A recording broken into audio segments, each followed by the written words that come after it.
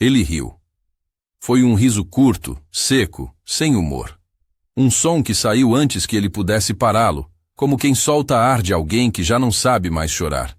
A pergunta ficou no ar da capela. Se eu curar sua filha, você acreditará em Deus? O relógio digital da parede marcava 3h47. O terceiro andar do Hospital São Vicente dormia num silêncio pesado, quebrado apenas pelo zumbido distante de um respirador. Na cabeça de Maurício Azevedo, o riso foi imediatamente acompanhado por um gosto amargo de incredulidade e por uma espécie de vergonha que não sabia nomear. Digite amém nos comentários se você crê em Cristo. Maurício tinha construído a própria vida como quem monta e desmonta peças de um negócio preparado para vencer. Contratos, fusões, prédios, carros. Havia começado com um sonho pequeno e limpo e terminado, não por acaso, com uma conta bancária que comprava quase tudo, menos as horas que precisava para ouvir a filha interpretar uma canção. Isabela tinha 8 anos. Tinha cabelos finos que se prendiam nos dedinhos quando ela desenhava no sofá. Tinha um riso que iluminava a sala e uma paciência para perguntas que envergonhava até professores. Isabela não era um projeto. Era um pequeno universo que no último ano foi comprimido entre consultas, internações e remendos de esperança. A história chegou devagar, como quem caminha sobre gelo fino e não percebe quando ele estoura. Primeiro, a febrícula que não passava. Depois, hematomas que surgiam sem queda. O pediatra indicou exames. Os exames pediram outros. E então vieram as palavras que ninguém da família queria ouvir juntas. Leucemia. Placas de papel em envelopes com laudos, termos que pareciam latim. Hemograma, biópsia, imunofenotipagem, passaram a reger a rotina. As plaquetas de Isabela chegaram a 8. 000 em uma madrugada em que até as luzes do corredor pareciam tossir. Transfusões, protocolos, quimioterapia. Dr. Rodrigo Mendes, oncologista que falava com a calma de quem sempre vira o rosto de frente para tempestades, entrou no quarto com passos calcados na profissão e disse o que precisava dizer. Ele olhou Maurício nos olhos e, sem drama, disse: "Estamos fazendo tudo o que a medicina nos permite, mas há limites." Era exatamente ali, naquele limite, que Maurício se sentia afogado.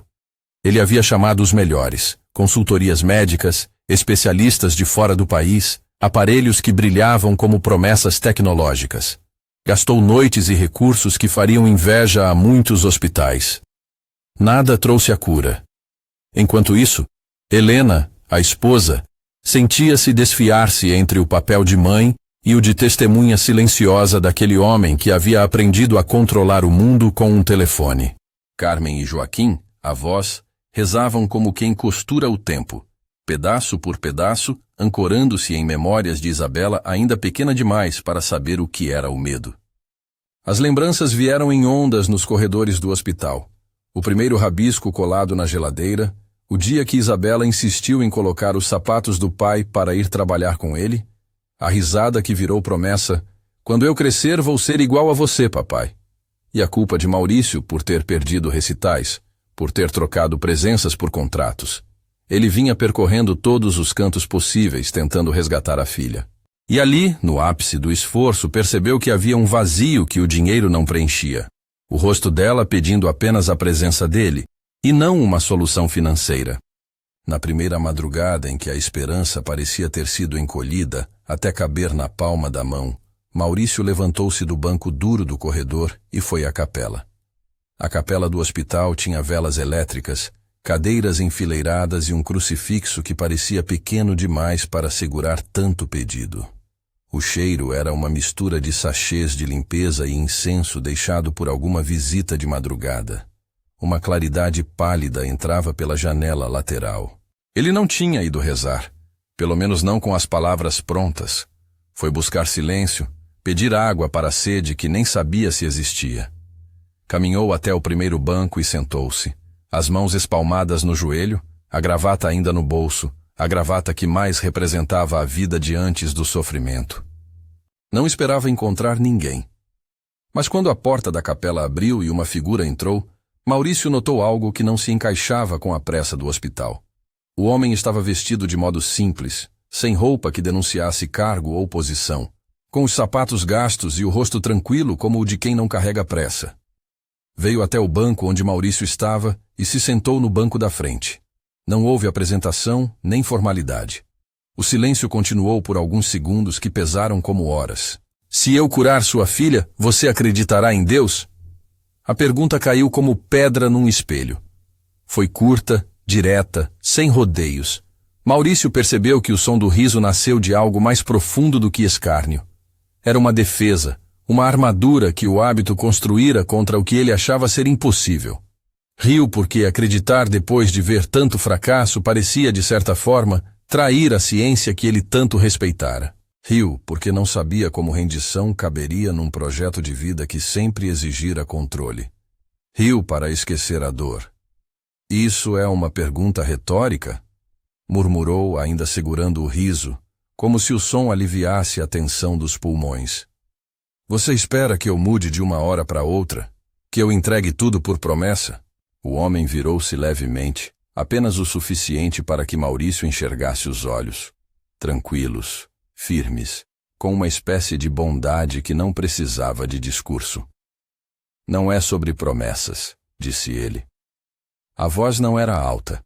A pergunta voltou, agora menor, mais íntima. Se eu curar sua filha, você acreditará em Deus? O riso de Maurício continuou, mas foi ficando menos sonoro.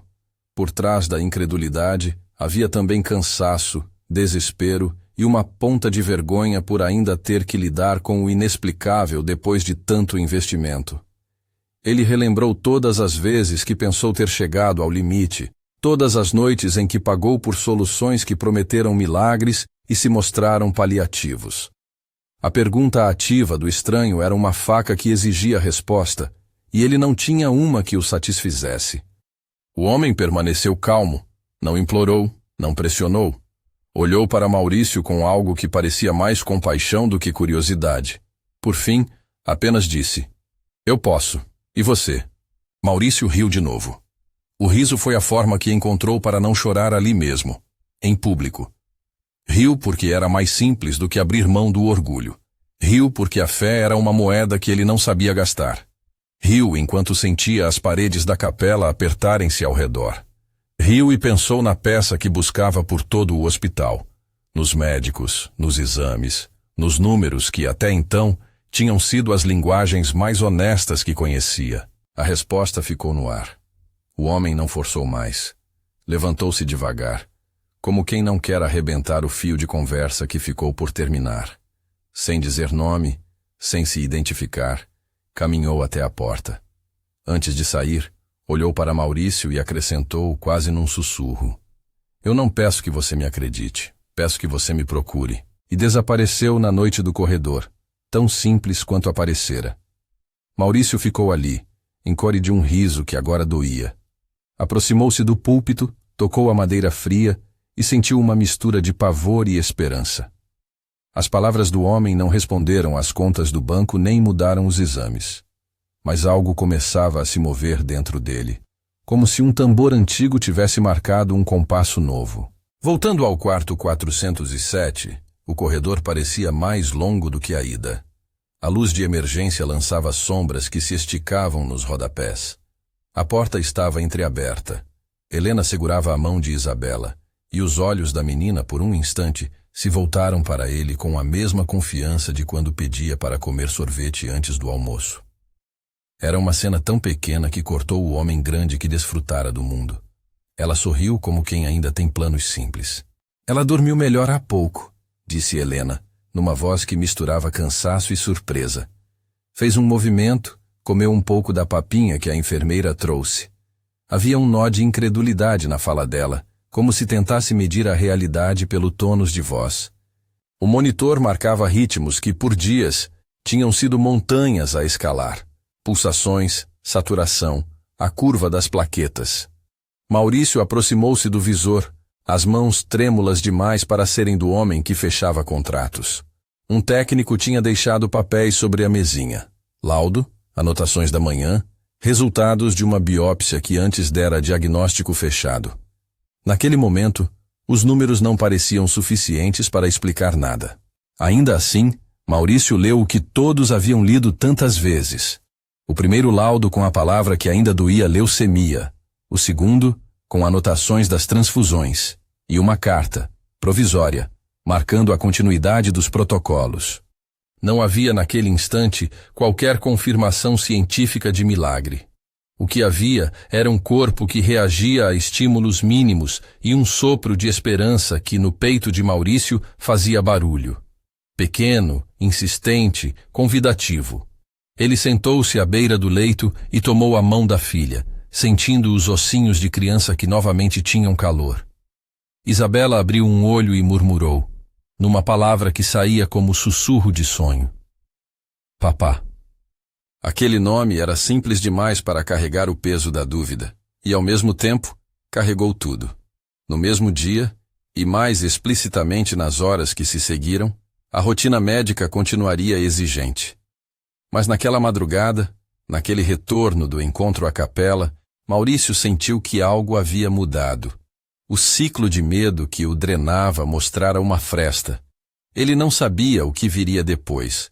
Não sabia ainda se aquilo seria o começo de uma recuperação que a ciência não poderia explicar. Sabia apenas que não podia fingir que nada tinha acontecido. Na manhã que veio, a equipe médica passou como sempre.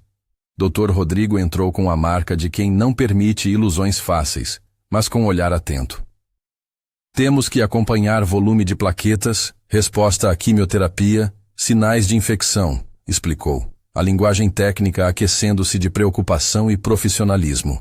Havia um mapa a seguir com rotas claras, transfusões conforme necessidade, exames repetidos, biópsias programadas para medir o comportamento das células.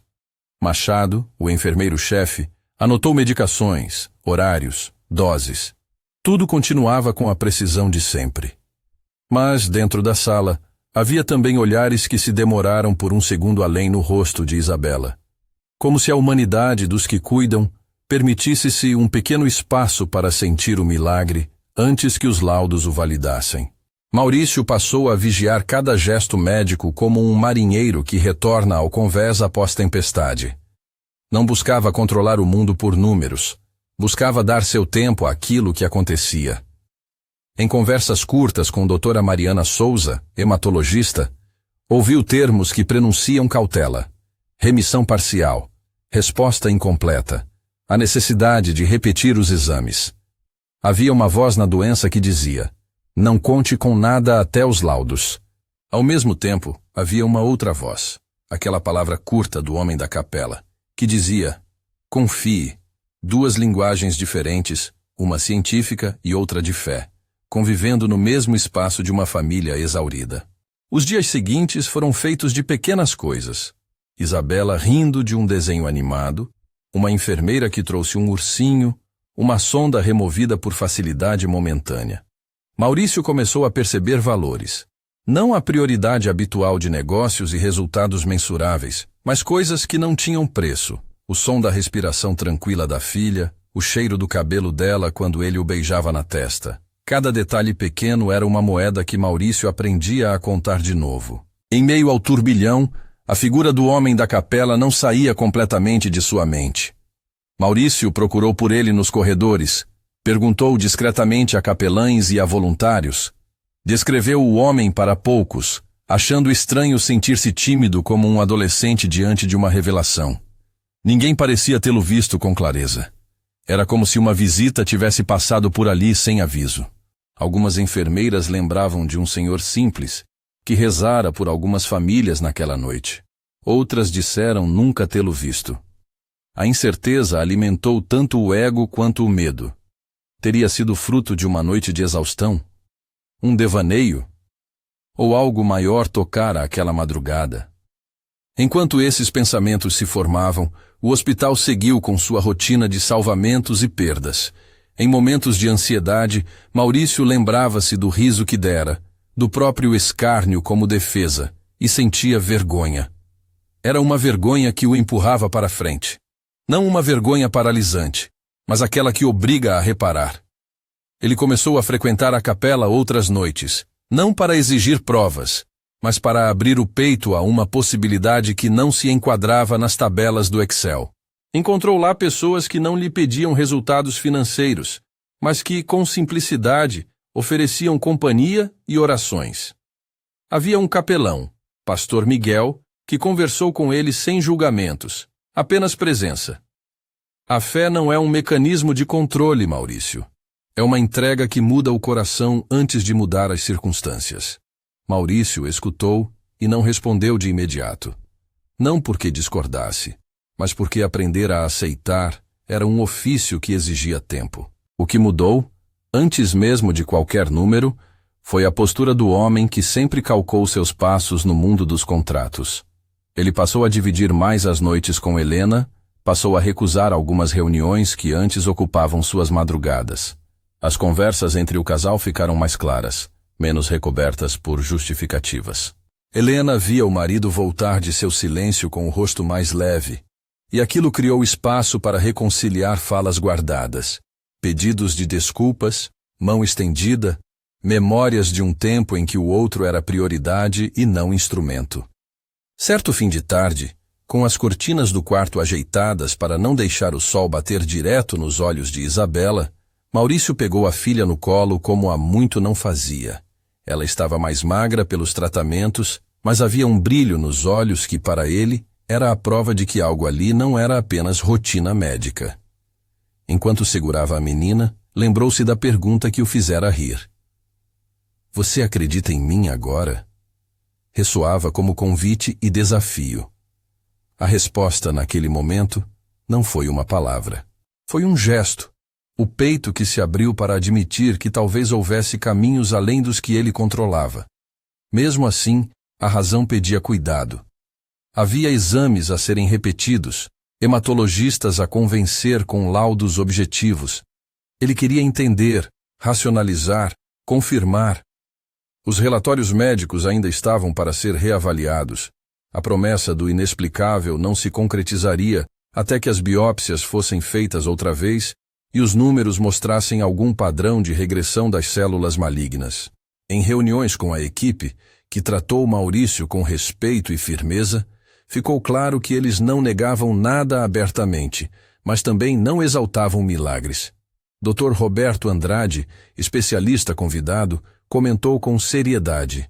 Já vimos casos de remissão espontânea, mas são exceções. Precisamos de dados para saber do que se trata. Maurício ouviu e aceitou que a via científica teria o seu tempo. Aceitou também que a via da fé havia se entranhado no cotidiano daquela família. Não se tornara um homem novo da noite para o dia. A transformação estava em pequenos gestos, como quando trocava uma ligação de trabalho por uma hora a mais ao lado da filha. A menina, por sua vez, parecia não perceber a gravidade do confronto entre mundos. Fazia seu papel de filha. Pedir colo, rir, perguntar por tudo. A sua inocência fazia doer e curava ao mesmo tempo. E então aconteceu uma noite em que o inesperado bateu à porta do quarto 407. Maurício tinha passado mais uma madrugada na capela e voltara com o cabelo amassado pela preocupação e pela falta de sono. Entrou no quarto como quem volta para casa depois de um erro. Hesitante. A máquina marcava batimentos regulares. A enfermeira que fazia a ronda noturna sorriu ao vê-lo e comentou algo aparentemente trivial. Ela teve uma queda de febre hoje, mas reagiu bem. O coração de Maurício apertou. A sua leitura do mundo estava atenta a qualquer sinal positivo. Aproximou-se da menina. Isabela abriu os olhos e por um milésimo de segundo o mundo pareceu respirar com ela. Ele pegou a mão dela e, sem pensar, sussurrou. Você acredita em mim agora? A frase saiu quase como eco da capela, um trocadilho entre o que se esperava de fé e do que se esperava de cura. Isabela respondeu com a boca que ainda falava com a voz infantil. Acredito em você, papai. Não era a resposta que confirmava um milagre científico, mas era o que precisava para manter a chama da luta acesa. Maurício sabia que a jornada ali não tinha terminado. Haveria ainda exames, possibilidades médicas, incertezas e, talvez, respostas que a medicina não explicaria de imediato. Mas havia algo diferente. Ele já não estava lutando sozinho, nem tentando comprar tempo com riqueza. Havia uma inquietação nova que o puxava para fora do escritório e o empurrava para perto do leito da filha. A pergunta feita no silêncio da capela deixara marcas. Ainda não tinha feito dele um homem convertido, nem prometido milagres a outros, mas havia sido como uma alavanca que começava a mexer as engrenagens internas. Aos poucos, a narrativa do hospital deixava de ser apenas sobre consulta e sobre tratamento. Passava a incluir, ali, uma possibilidade de mudança de vida, não mera troca de crenças por resultados, mas um convite a transformar recursos e prioridades.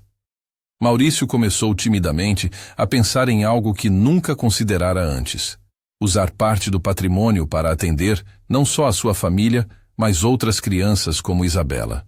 A semente de um projeto nasceu num instantâneo. Ele pegou, em sua mente, a imagem de um hospital com portas abertas, médicos que atendessem sem que a falta de dinheiro separasse vidas. Não era uma ideia de marketing, nem uma estratégia empresarial.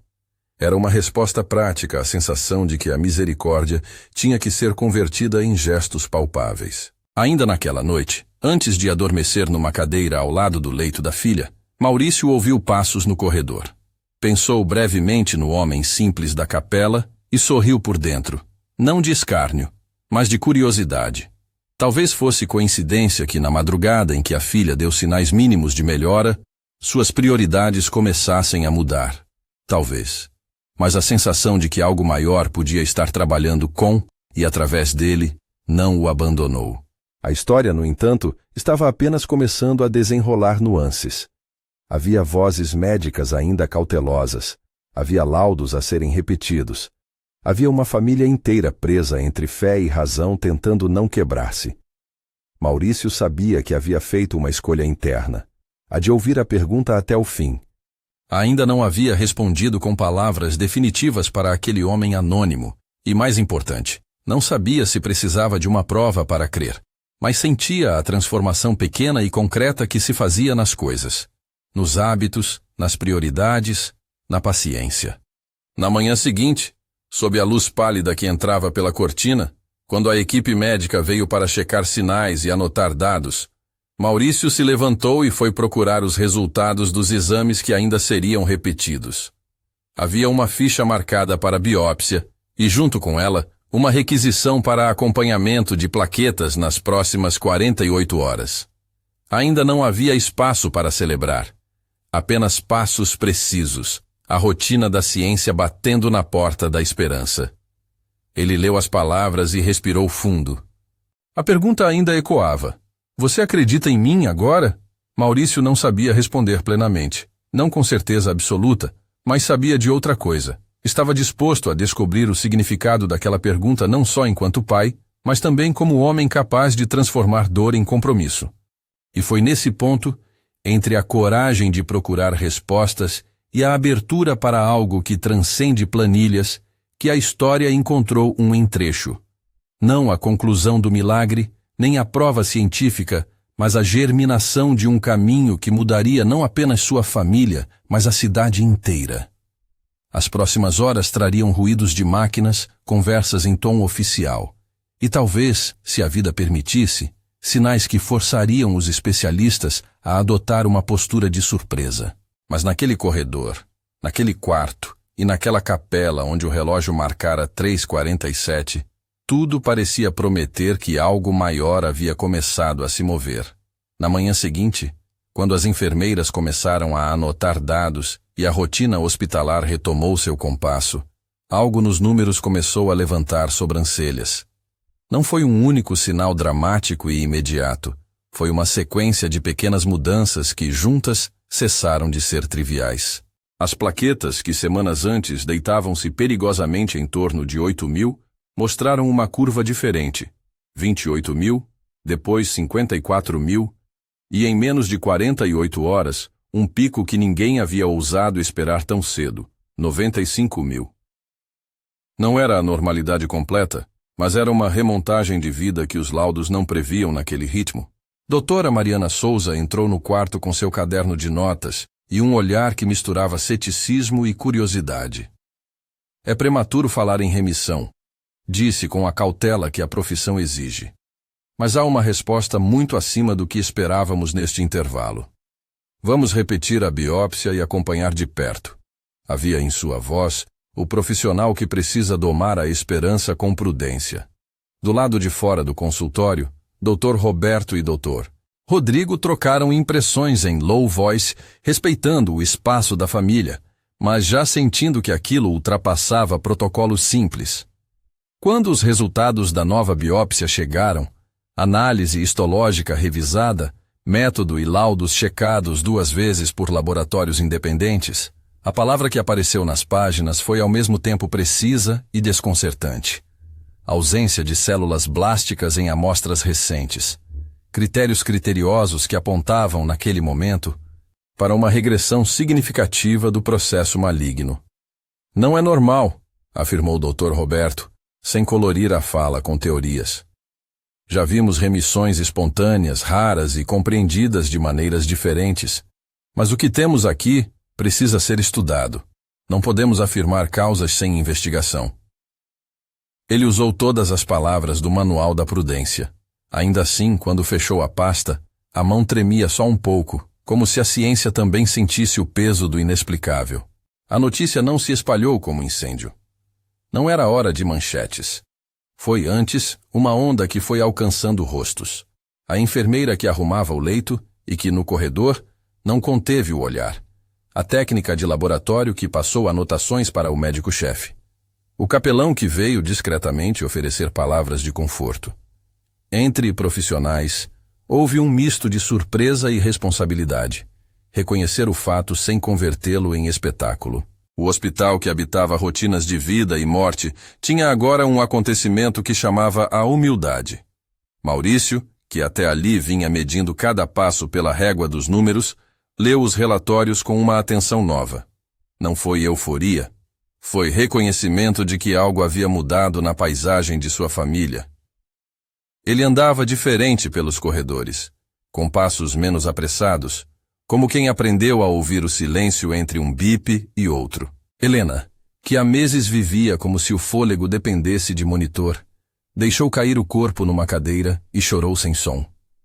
Carmen e Joaquim, os avós, juntaram as mãos e rezaram palavras antigas, memórias que fizeram sentido inteiro. No quarto 407, as visitas foram poucas e escolhidas. Amigos mais íntimos, alguns parentes, o pastor Miguel. A imprensa fora mantida à distância. A família pediu privacidade, consciente de que o que acontecia ali não cabia em manchetes. Em vez de flashes, havia flores simples e bilhetes escritos à mão. Isabela, que dormira grande parte dos dias, acordava com mais frequência, pedia suco, ria de um desenho e deixava a mão de Maurício descansar na sua cabeça enquanto ele lia pequenas histórias infantis que havia esquecido que ainda sabia contar. Houve também quem tentasse racionalizar o inexplicável com explicações técnicas, efeitos da quimioterapia, respostas imunológicas atípicas, variações laboratoriais. Os médicos trabalharam com hipóteses e protocolos. O hospital requisitou exames complementares, controles, avaliações de imagem e testes moleculares. Nada foi pulado. E quanto mais escrutinavam o caso, mais o fenômeno se mantinha resistente à explicação única. Numa tarde, Dr. Rodrigo chamou Maurício para conversar numa sala pequena. Era uma sala com cartas de agradecimento nas prateleiras e gráficos de casos que ele acompanhara ao longo dos anos. Entendemos o processo biológico, começou, e respeitamos os limites da medicina, mas os números que o seu caso mostrou em tão pouco tempo fogem à experiência comum. Precisamos documentar, publicar, estudar com ética e calma. Se algo aconteceu, nosso dever científico é tentar compreender. Maurício o ouviu e, por um momento, pensou nas noites em claro gastas atrás de especialistas. A diferença agora era que ele não queria apenas compreender. Queria ser responsável por aquilo que havia recebido. Enquanto os fatos médicos iam tomando forma, o rumor do homem simples da capela se recusava a desaparecer.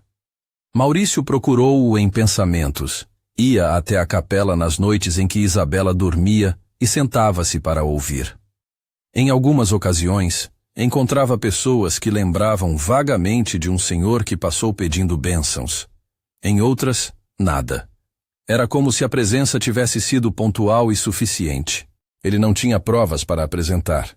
Tinha sim uma pergunta que o perseguia. Você acredita em mim agora? A pergunta ecoava no peito com insistência, em diferentes timbres. No dia em que os laudos da biópsia foram entregues formalmente, a equipe decidiu convocar uma reunião clínica ampliada. Ali estavam representantes de pediatria, oncologia, hematologia, uma bioeticista convidada e, por cortesia, o diretor do hospital. As discussões foram técnicas, com termos e comparações de casos. Mas ao final, diante das conclusões que não se prestavam a respostas fáceis, houve silêncio quase reverente. Ninguém queria transformar o caso em bandeira, mas também ninguém podia fingir que nada acontecera. Quando Maurício voltou ao quarto, encontrou a filha mexendo nos dedinhos e cantando uma canção que ele não reconhecia. Ela se virou, sorriu e estendeu a mão. Papá, olha o desenho que eu fiz. Era um sol simples, traços alegres. Ele pegou o papel, olhou para Helena e, sem usar palavras que descrevessem a ciência, largou as defesas que tanto o protegiam do mundo. A resposta que emergiu era prática e silenciosa.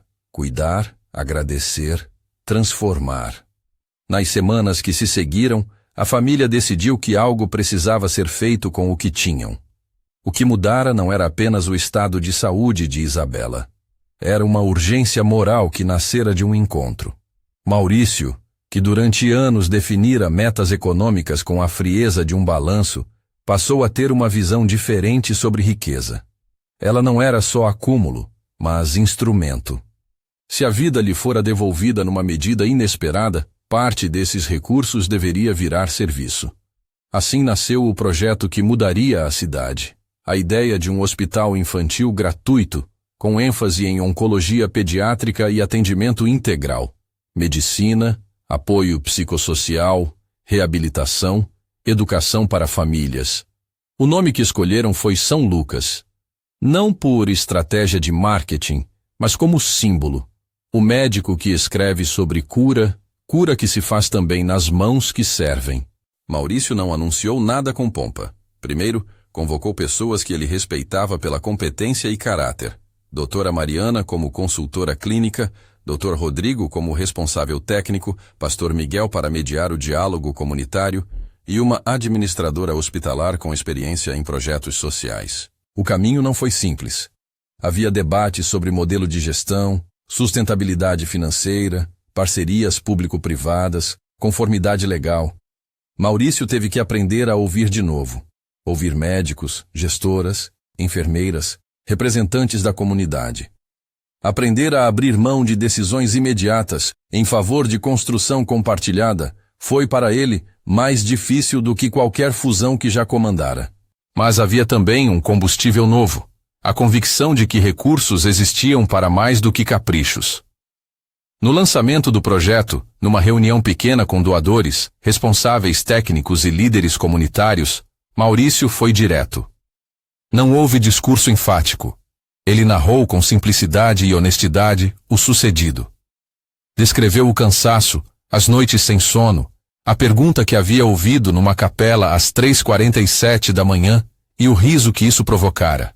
Não usou a história para se exaltar. Falou como pai que descobriu outra forma de amar. Se algo nos foi dado, disse, não é para nos isolar, é para cuidar daqueles que não têm as mesmas portas.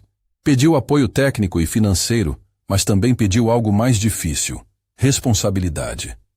O tom de sua voz não era de quem entrega ordens, mas de alguém que pede companhia numa visão. As doações vieram de várias fontes. Pessoas que haviam acompanhado a história discretamente, empresas locais que já tinham parcerias com sua holding e até profissionais de saúde que se sensibilizaram. A cidade inteira se viu envolvida. Houveram debates públicos, reuniões de viabilidade e, em um episódio que se tornou exemplo, um conselho fiscal composto de moradores do bairro propôs mecanismos de transparência que deixaram Maurício incomodado, positivamente. Ele entendeu que ligar recursos a controle comunitário era a forma mais honesta de cuidar. A obra do Hospital São Lucas não nasceu do gesto impulsivo de um único doador, mas de uma articulação ampla. Empreiteiros trabalharam com orçamentos que priorizavam qualidade e dignidade, não ostentação. Foram criadas alas de atendimento diurno, um núcleo de apoio psicológico, espaços para a recreação das crianças e um centro de ensino para capacitação de profissionais locais. O projeto também incluiu parceria com universidades para a formação de residentes em pediatria oncológica, buscando multiplicar impacto. Enquanto a construção avançava, a vida de Isabela também seguia seu caminho. Os controles mostravam estabilidade. Exames repetidos ao longo de meses confirmaram a ausência de atividade tumoral detectável por métodos disponíveis. A menina cresceu com a leveza de quem, após a tempestade, guarda algumas cicatrizes, mas também a certeza de que a vida é para ser vivida. Fez amigos no hospital, ganhou ursinhos trazidos por voluntárias e, quando teve forças, tocou um teclado que a instituição recebeu como doação. Helena e Maurício assistiam a cada avanço como se fosse um milagre cotidiano, pequenos sopros de graça que se costuravam no dia a dia. O impacto no corpo médico foi diverso. Alguns profissionais, como o Dr. Roberto, mantiveram a mesma seriedade científica, mas reconheceram que havia algo no caso que chamava a curiosidade. Outros, que tinham trocado experiências com a família, passaram a dedicar mais tempo a projetos de pesquisa sobre remissões atípicas. Doutora Mariana, que acompanhara Isabela de perto, tornou-se uma voz importante na gênese do novo hospital. Ela queria não só tratar, mas criar protocolos de acolhimento que escutassem a família inteira, seu aspecto emocional e social. Medicina é técnica e humanidade, dizia ela em reuniões, e a frase virou um dos lemas do São Lucas. No bairro, a obra do hospital provocou mais do que a promessa de atendimento. Gerou empregos, oportunidades de formação e um sentimento de pertencimento. Havia um comitê de voluntariado que organizava atividades lúdicas para crianças internadas, grupos de mães que criaram rodas de apoio, iniciativas que levavam educação em saúde para escolas. João Pereira, uma criança do bairro que havia perdido a mãe para a doença e vivia com a avó, foi um dos primeiros a ser atendido no ambulatório do São Lucas. Sua história, de um menino tímido que até então tinha dificuldade de acesso a tratamento adequado, tornou-se exemplo do porquê do hospital existir. Ao ser acolhido, João ganhou acompanhamento regular, suporte nutricional e, acima de tudo, a sensação de ser visto. Com o tempo, o projeto ganhou repercussão por fazer o que muitos programas apenas declaravam: transformar promessas em práticas sustentáveis. Maurício, que agora participava das rodas de planejamento e fiscalizava com transparência, passara por uma metamorfose discreta. Não era um santo perfeito, e ele mesmo o dizia em conversas íntimas com Helena. Eu erro, ainda sou impulsivo às vezes. Mas o que mudara era a direção do seu coração. Ele priorizava o que antes elecia para depois. Reaprendeu o valor da presença.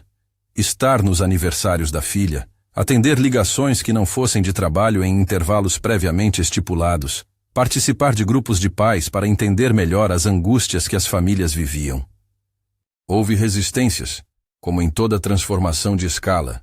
Conselhos administrativos questionaram orçamentos, houve negociações duras com fornecedores e pontos éticos foram levantados. Como manter o hospital gratuito sem perder a qualidade? Como garantir que a política não sequestrasse o projeto para ganhos partidários? Maurício aprendeu a lidar com essas sombras com humildade. Delegou, criou comitês, aceitou conselhos de quem entendia mais. Essas ações fizeram com que o São Lucas se consolidasse como uma instituição séria, não um gesto de filantropia espetacular. Em uma tarde de inauguração que reuniu médicos voluntários, moradores, avós, pacientes e funcionários, Maurício subiu ao pequeno palco improvisado. Havia ali, entre os presentes, o pastor Miguel, Dr. Rodrigo, doutora Mariana, Carmen e Joaquim, e muitas crianças cujo rosto carregava histórias de luta. Ele não fez um discurso inflamado. Falou com a voz de quem passara noites em vigília e agora via um fruto. Contou, sem sensacionalismo, sobre a pergunta que ouvira naquela madrugada. Se eu curar sua filha, você acreditará em Deus? Não usou a presença de Deus como justificativa única para o que se construíra. Disse que houve uma série de acontecimentos que o levaram à decisão de servir. Pediu ao público não para venerar sua pessoa, mas para cuidar em conjunto. E pediu que o hospital fosse um lugar onde a dignidade humana fosse preservada acima de tudo. Após a cerimônia oficial, quando as portas do São Lucas foram abertas à primeira leva de pacientes e visitantes, Maurício caminhou pelos corredores recém-pintados. Havia um cantinho com fotos de pacientes, histórias de superação e agradecimentos. Numa sala de atendimento, ele encontrou João conversando com a avó e rindo de uma piada que a enfermeira contara. Parou e, por um instante, percebeu o tamanho do gesto. Uma máquina de cuidar que nascia do encontro entre a fragilidade e a compaixão comunitária. Em uma noite, depois da inauguração, Maurício voltou sozinho ao hospital.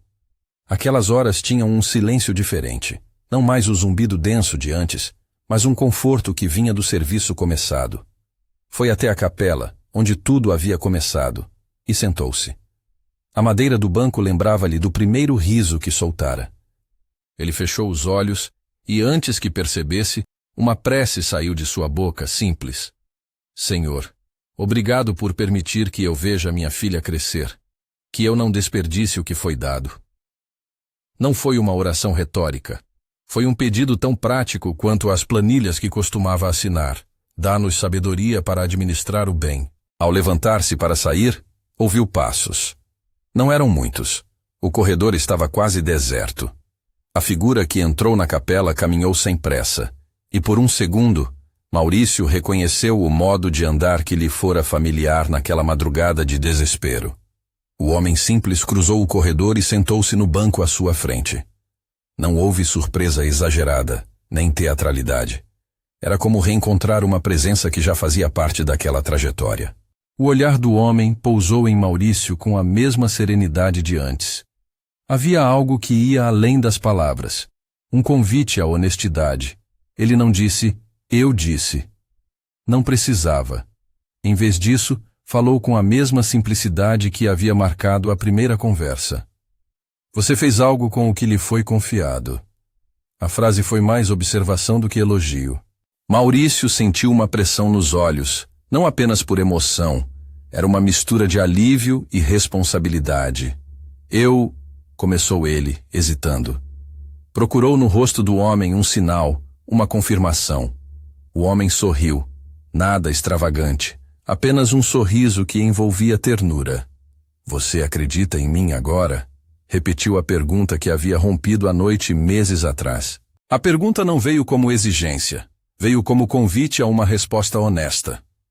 Maurício olhou para as mãos, como se nelas habitasse a resposta. Lembrou-se das noites, dos números, dos laudos, das horas que passou ao lado da filha, das decisões que precisou tomar.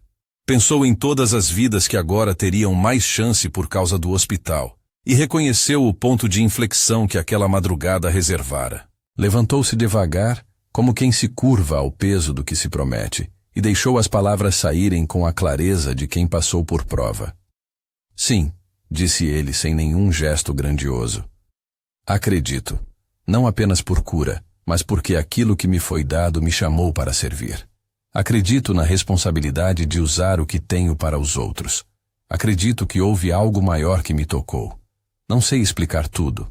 Não sei isso por ciência pura. Mas acredito. O homem simples inclinou a cabeça como se o gesto fosse suficiente para abençoar. Não comentou as razões científicas nem prometeu resultados. Em vez disso, falou em tom de convite prático. Cuida deles. Não deixe que o dinheiro seja muro entre quem precisa e quem pode ajudar. Faze do cuidado um caminho, e não um troféu. Ensina as mãos a curar e o coração a amar. Eram palavras de missão, de chamada ao serviço. Maurício sentiu um alívio estranho. Não uma libertação performática, mas um alinhamento interior. Acreditar ali não era uma saída faciele de explicações. Era assumir um caminho. Ele olhou ao redor da capela, para as velas elétricas, para o crucifixo discreto na parede, e por um segundo, tudo aquilo se conectou. A fé que não substitui a ciência que não exclui o mistério, e o compromisso social que transforma a gratidão em ação. Nos meses seguintes, o Hospital São Lucas tornou-se referência local não por milagres espetaculares, mas por práticas sólidas. O acompanhamento de crianças com câncer recebeu atenção interdisciplinar. O Centro de Apoio à Família cresceu. Programas de prevenção e educação em saúde foram ofertados às escolas próximas, e uma rede de voluntários garantiu que não faltassem palavras de esperança nos leitos. Quando surgiam casos médicos complexos, o hospital buscava parcerias com centros de referência, sempre com transparência e foco no melhor interesse do paciente. Isabela cresceu entre consultas e brincadeiras, e anos depois, tocou uma música simples no palco de formatura do ensino fundamental do bairro. Sentou-se na primeira fila com os pais e Maurício, agora um pai presente, aplaudiu. Não porque a vida houvesse se tornado isenta de dor. Ninguém garante isso. Mas porque havia um antes e um depois em sua forma de amar e agir. Houve ocasiões em que pessoas o abordaram pedindo explicações sobre o milagre e queriam comprovações. Maurício respondeu sempre com a mesma sinceridade. Houve algo que não consigo medir totalmente. O que sei é que me foi dado um chamado. Não é fórmula nem promessa para ninguém. É uma história que me tornou mais responsável. E assim, em vez de ser porta-voz de uma doutrina de sucesso, tornou-se um homem que aplicava a fé no serviço ao próximo. Os médicos continuaram seus estudos. Alguns publicaram artigos com termos técnicos, descrevendo o caso de Isabela como atípico, mas com cautela interpretativa. O hospital criou um comitê de pesquisa que convidou colegas a investigar fatores que poderiam explicar remissões espontâneas, sem transformá-las em mito. A comunidade científica, respeitosa, reconheceu singularidade e necessidade de mais dados. Nada foi proclamado com certeza absoluta. Tudo foi tratado com inteligência e respeito. Aos olhos de quem observava de fora, a narrativa do riso e do encontro poderia parecer simples. Uma pergunta feita à meia-noite. Um homem que apareceu e desapareceu. Uma família transformada. Por dentro, porém, havia trabalho, ares de disciplina e muita entrega. Horas de reuniões, planilhas, fiscais, treinamento de equipes, noites de visita, atenção aos números e, ao mesmo tempo, ao canto de cada criança. A santidade daquele processo estava no cotidiano, não no espetáculo. Em uma manhã de domingo, muitos anos depois, Maurício encontrou-se no mesmo banco da capela, só que desta vez não procurava respostas para uma dor aguda. Buscava agradecer. Isabela, agora com traços de adolescente, abria um sorriso fácil. Helena caminhava junto, mais calma, como quem aprendeu que a vida vale por gestos simples. O hospital funcionava, João estava bem, e ali, numa oração breve, a família agradeceu. Antes de sair, Maurício olhou uma última vez para o crucifixo da capela e murmurou sem alarde: "Obrigada por me colocar a serviço." Era uma gratidão com forma de promessa. Continuar, sustentar e cuidar. Ele se virou para a filha, que lhe deu um abraço espontâneo. Naquele abraço havia vida que persistiu, presença que se reconstruiu e uma cidade que aprendeu a cuidar de seus próprios. Quando em rodas de conversa alguém perguntava a ele: "Você acredita em mim agora?" A resposta saía tão simples quanto naquela capela: "Sim, acredito em amor que se transforma em ação. Acredito que um encontro pode mudar prioridades. Acredito que o impossível para alguém pode ser ponto de partida para transformar o possível para muitos." E assim terminava a história que começou com um riso. Não o riso de desprezo, mas o riso de alguém que ainda não sabia como entregar o coração. O riso foi vencido por uma fé que se mostrou sobretudo prática, serviço, responsabilidade e amor. Se esta história tocou você de alguma forma, compartilhe com alguém que precise ouvir sobre esperança e compromisso. Inscreva-se para mais testemunhos e, se desejar ajudar na sua comunidade, procure iniciativas locais de apoio a crianças doentes. O cuidado se multiplica quando mãos e corações se unem.